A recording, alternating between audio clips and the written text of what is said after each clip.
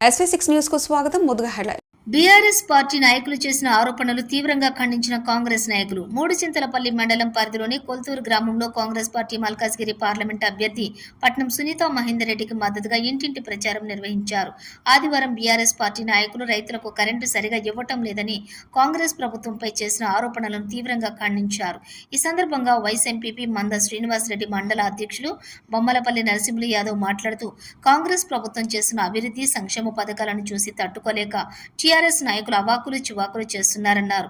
రైతు బోరు పాడైనందున సకాలంలో మరమ్మతులు చేయకపోవడంతో దానికి టీఆర్ఎస్ నాయకులు రైతులకు కరెంటు సరిగా కాంగ్రెస్ ప్రభుత్వం ఇవ్వలేదని అంటున్నారన్నారు.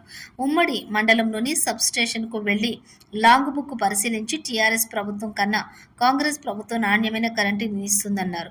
ఈ కార్యక్రమంలోని వైస్ ఎంపీపీ శ్రీనివాసరెడ్డి, మండల అధ్యక్షులు బొమ్మలపల్లి నరసింహ యాదవ్, గ్రామస్థాయి అధ్యక్షులు సీనియర్ నాయకులు విష్ణుగౌడ్, లక్ష్మారెడ్డి, అలాగే నల్లా యాదగిరి, జర్రిపోతుల నరసింహులు, పలు గ్రామాల అధ్యక్షులు, కార్యకర్తలు తదితరులు పాల్గొన్నారు. కొల్తూరు గ్రామంలో ఇంటింటి ప్రచారంలో భాగంగా ఇక్కడ కొల్తూరు గ్రామంలో తిరగడం జరుగుతుంది. అలాగే నిన్న బీఆర్ఎస్ నాయకులు ఒక కరెంటు లేక వర్షం ఎండిపోయింది అని ఏదో కొన్ని ప్రెస్లలో ఇచ్చారు.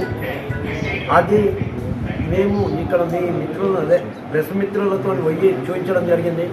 అక్కడ ఆయన బోర్ ఖరాబ్ అయిన దాన్ని తీసుకుపోయి కరెంటు వస్తలేదు టీఆర్ఎస్ ఆరోపణల మీద ఈరోజు కాంగ్రెస్ పార్టీ అధ్యక్షుడు నరసింహ గారి ఆధ్వర్యంలో మీడియా మిత్రుల సమక్షంలో ఈరోజు మేము చర్చించడానికి సిద్ధంగా ఉన్నాము.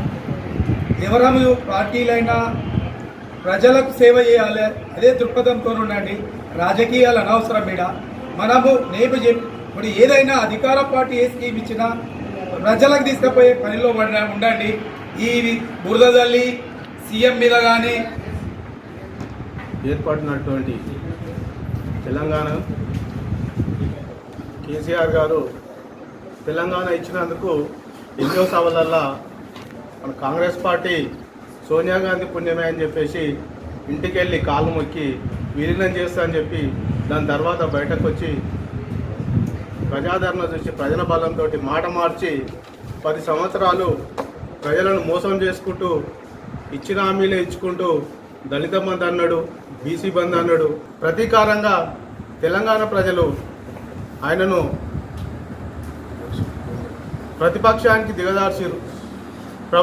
కాంగ్రెస్ ప్రభుత్వాన్ని ఏర్పాటు చేసి వాళ్ళని ప్రతిపక్షం ఉంచితే కూడా ఆ విలువను కూడా కాపాడుకోకుండా రోజుకో ముఖ్యమంత్రి,